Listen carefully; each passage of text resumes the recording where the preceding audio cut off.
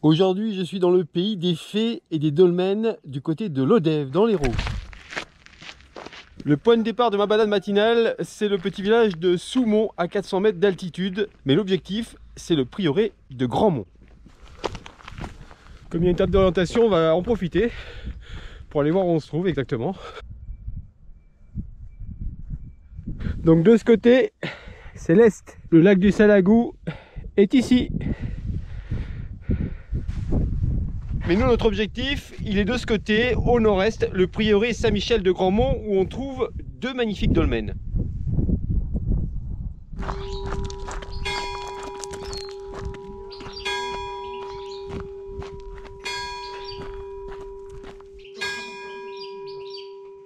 Et voilà, on est accueilli par les cloches de la superbe église de Saint-Baudille de Soumont, qui date du XIIe siècle.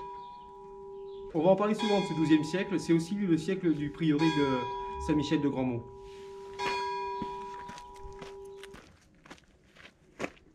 L'idée de mon tour aujourd'hui, c'est de descendre dans le vallon, puis de remonter vers le prieuré pour aller voir un autre dolmen.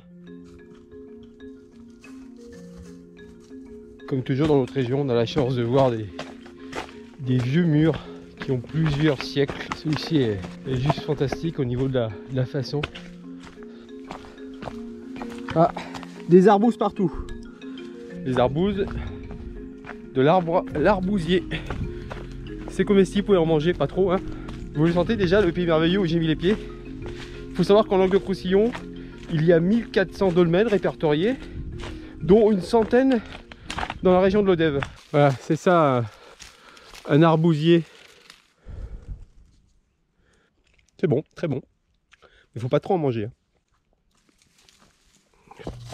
Les dolmens, c'est un peu l'ancêtre des caveaux de famille dans les cimetières.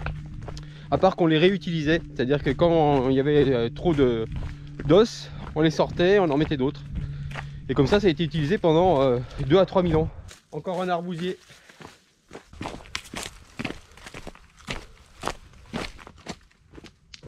Et le Graal aujourd'hui sera d'aller voir le plus beau dolmen de la région, le dolmen de Cosse-Rouge, avec sa magnifique porte-four. Quand vous allez le voir, avec sa forme de champignon, peut-être que vous allez vous dire, ah oui, j'ai déjà vu celui-là. Au ruisseau qui s'appelle le Rivernous, c'est tout droit.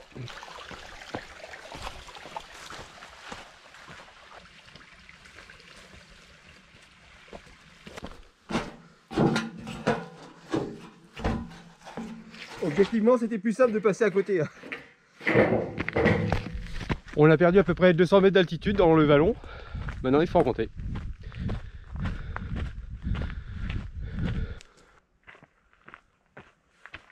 Avant d'aller directement au prieuré, nous allons faire un petit détour par le dolmen de la Bruyère d'Usclat. Vous allez voir, il est impressionnant également. Il fait plus de 8 tonnes. Vous imaginez ce que c'est 8 tonnes? Des pierres à bouger. Vous voyez là-bas au fond, c'est le village de Soumont. Donc on est descendu puis remonté. Voilà encore un bel arbousier.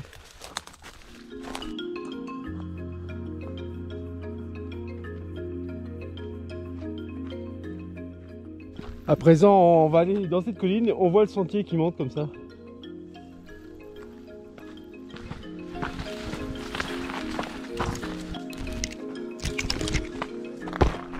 En fait, le petit crochet pour aller voir le dolmen de la Bruyère d'Usclat, c'est un gros crochet qui monte. Et j'accélère le pas parce que je ne dois pas être en retard au prieuré. Il se visite et la guide m'attend à 1 heure précise. Alors là, on a une très jolie résurgence. Alors je sais pas si c'est les plaines l'été, ça s'appelle les Airettes ici. C'est pas loin du chemin de Saint-Jacques-de-Compostelle, peut-être que ça permet de s'abreuver.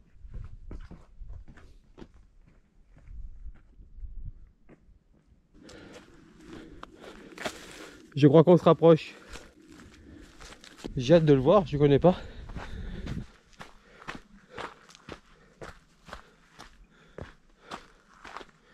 Le voilà donc, ce dolmen de la Bruyère d'Usclat, qui est exceptionnel pour sa dalle. La dalle, donc, c'est ce qui se trouve au-dessus du dolmen, qui est cassé en deux, comme vous le voyez. Elle date du néolithique final, donc 3500 ans avant Jésus-Christ. On a retrouvé ici des pointes de flèches, des perles bleues. Bon, je ne vais pas rentrer dedans, j'ose pas trop. Mais il y a des légendes qui courent sur ces dolmens. Celui-ci, on l'appelait la maisonnette des fées. Et au fond, cette pierre, qui soutient également l'édifice, s'appelle la dalle de chevet. En règle générale, un dolmen est construit comme ça. Il y a donc deux orthostats, c'est les deux grosses pierres de chaque côté. Au fond, la dalle de chevet. À l'intérieur, c'est la chambre. Et au-dessus, c'est ce qu'on appelle la table. Bon, j'ai trouvé celui-ci assez impressionnant. Mais apparemment, celui du priori, c'est encore plus important. Chemin de Saint-Jacques, GR 653. Le priori de Grandmont date du 12e et était donc placé sur le chemin de Saint-Jacques.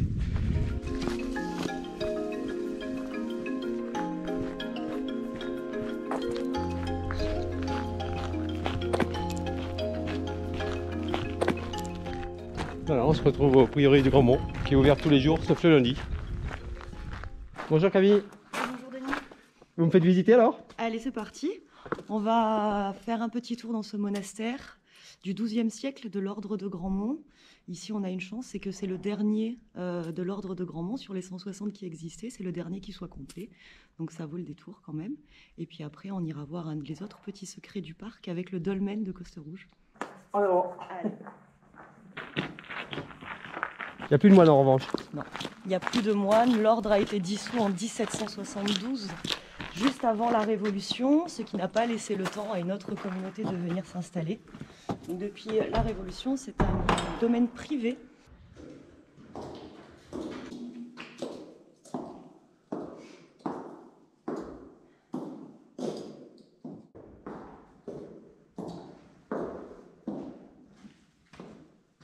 Le cloître du XIIe siècle. Il est vraiment typique de l'architecture grandmontaine. Il est petit. En fait, ici, on avait des communautés de 12 moines environ. Donc, on n'avait pas besoin d'avoir des espaces trop grands.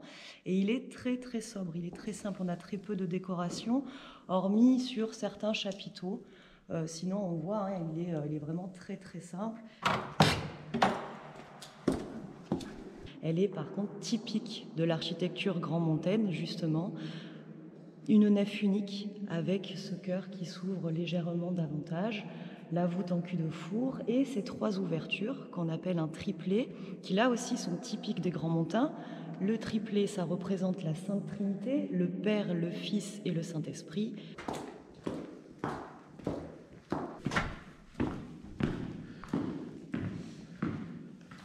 Et nous voici dans la salle du chapitre. Donc ici, on ne se chauffe pas, on ne mange pas de viande, on marche pieds nus, l'oraison mentale est de rigueur, pas de propriété, pas droit au commerce. C'est vraiment parmi les règles les plus strictes de tout le Moyen-Âge. Avec une belle vue du chevet, elle est très jolie de l'extérieur. Ouais. Là, ça nous permet d'avoir un autre point de vue sur le prieuré. Et là, ce qui est intéressant, c'est qu'on va pouvoir observer plusieurs époques différentes en un seul regard. Donc on a le fameux chevet du XIIe siècle de l'église. On a cette façade style Renaissance, mais qui est un peu plus tardive, qui daterait davantage du XIXe siècle. Et puis, fait intéressant, donc on a les tombes des moines juste ici, à nos pieds. Ce sont les tombes rectangulaires, très simples, très sobres, même dans la mort, on reste simple. Et puis, on a dégagé aussi ces deux formes de sarcophages qui sont directement taillées dans la roche. Et ça, ce seraient des tombes wisigothiques du 5e, 6e siècle. On va changer d'époque? On va changer d'époque et on change de cadre. Alors à présent, on se balade dans le parc de 32 hectares. Donc là, on va aller voir quel dolmen? Le dolmen du Belvédère, qui est juste là. Ah oui!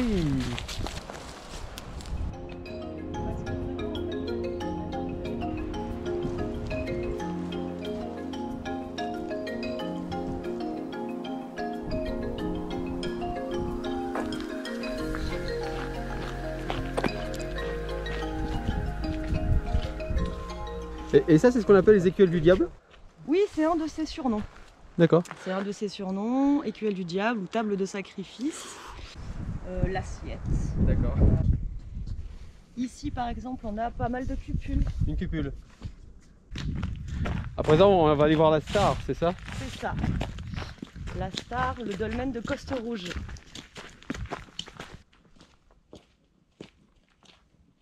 Ouais, c'est pour ça qu'il est célèbre. C'est pour cette porte. C'est pour cette porte qu'il est célèbre et puis cette forme qui rappelle un champignon. Un de ses surnoms, c'est le cep, ou le champignon. Parce que justement, ça Cette petite forme, ce gros pied avec son chapeau au-dessus, ça nous rappelle quand même fortement le cep. Et puis cette petite porte qui lui a valu d'être classée en 1887 au monument historique. C'est quand même très vieux déjà son classement. Alors Coste Rouge, pourquoi Coste Rouge? Parce que Coste, c'est la côte. Et en fait, juste derrière là, ce sont des falaises. Et rouge, parce que vous voyez toutes ces pierres qui sont autour, c'est ce qui formait le tumulus, qui le recouvrait entièrement. Et elles ont la couleur rouge qu'on doit à l'oxyde de fer et qu'on retrouve aussi au Salagou. Alors ici, le dolmen, c'est 2500 ans avant Jésus-Christ à peu près. Hein, c'est pour ça qu'on parle de 5000 ans d'histoire, parce qu'en fait, on part du néolithique pour arriver jusqu'au Moyen-Âge et le 19e siècle avec Monsieur Vitalis. Alors on est sur du 5000 ans d'histoire.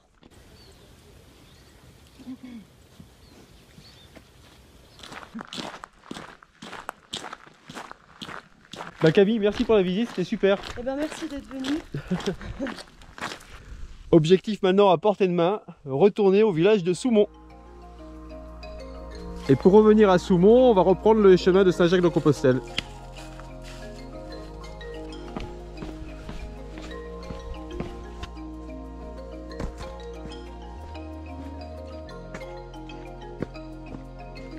Ça aussi c'est du grès. Ici il y a des rochers en grès rouge un peu partout. J'allais dire ils n'allaient pas très loin pour s'en procurer, mais bon, il fallait quand même les années là-bas.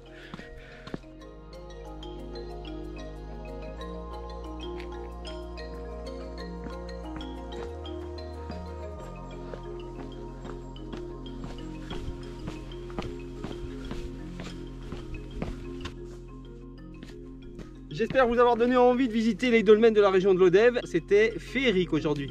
À bientôt.